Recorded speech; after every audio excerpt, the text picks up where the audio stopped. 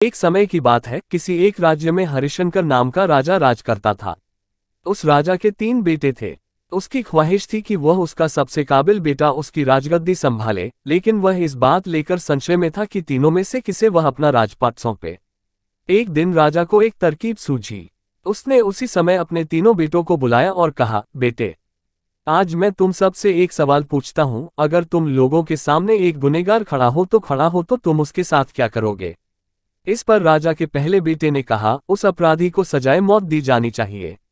उद्धरण चिन्ह। वहीं दूसरे बेटे ने कहा, गुनहगार को कालकोठरी में बांध देना चाहिए। उद्धरण चिन्ह। जबकि तीसरे बेटे ने कहा, पिताजी, हमें उसे सजा देने से पहले इस बात की जांच करनी चाहिए कि उसने सही में अपराध किया है या नहीं। इस पर राजा के तीसरे बेटे ने सभी को एक कहानी सुनाई। एक राजा था जिसके पास एक बुद्धिमान तोता था। एक बार उस तोता ने महाराज से कहा, मुझे अपने माता और पिताजी के पास जाना है। राजा ने उसकी बात नहीं मानी, लेकिन तोता ने हार नहीं मानी। वह लगातार महाराज से जिद करने लगा कि मुझे माता पिता के पास जाने दें। अंत में राजा ने तोता की बात मान ली और कहा, ठीक है, तुम अपने माता पिता से मिलकर आओ, लेकिन वहां ज्यादा दिन नहीं रुकना।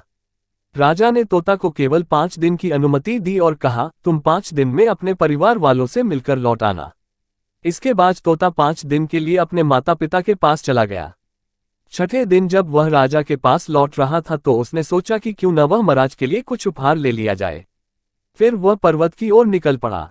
दरअसल वह महाराज के लिए अमृत फल लेना चाहता था। वहां पहुंचते पहुंचते रात हो गई।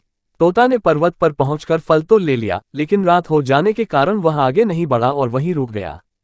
उस रात जब तोता सो रहा था तभी एक सांप वहां आया और उसने राजा के लिए गए अमृत फल को खाने लगा।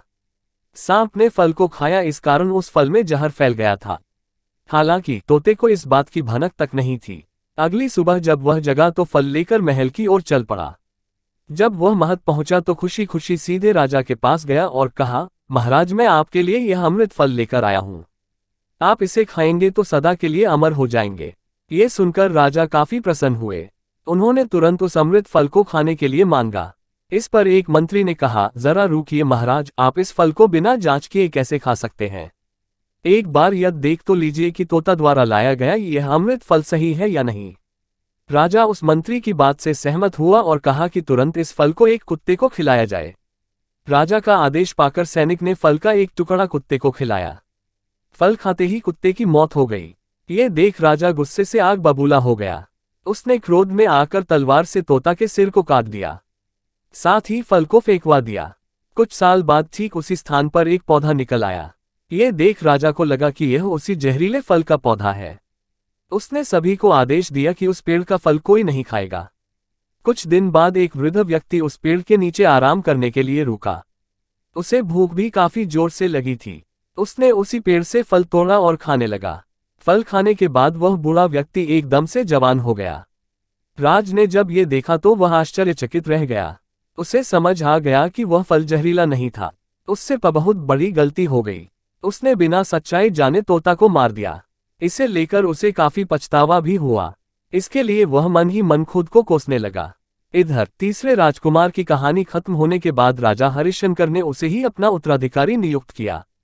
इसके बाद राज्य में जश्न मनाया गया। कहानी से सीख। इस कहानी से हमें ये सीख मिलती है कि हमें कभी भी बिना जांच किए किसी को सजा नहीं देनी चाहिए।